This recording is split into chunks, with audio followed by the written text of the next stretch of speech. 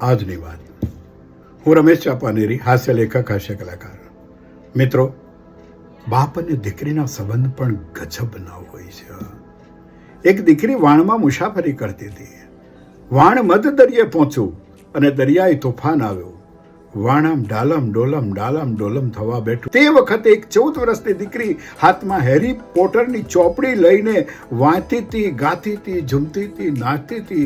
ત્યારે બાજુના પ્રવાસીએ પૂછ્યું કે બેટા, આ વાણ ડૂબું થાય છે ને તું તો કેટલી મસ્તીમાં રહે છે. ત્યારે દીકરીએ એટલું જ કીધું કે મને મારા ખુદા કરતા પણ આ વાણના નાખુદા ઉપર વિશ્વાસ વધારે છે. કારણ એટલું જ કે આ વાણનો જે નાખુદા છે એ મારો બાપ છે, અને બાપ ક્યારેય પણ દીકરીને ડૂબવા નથી દેતો.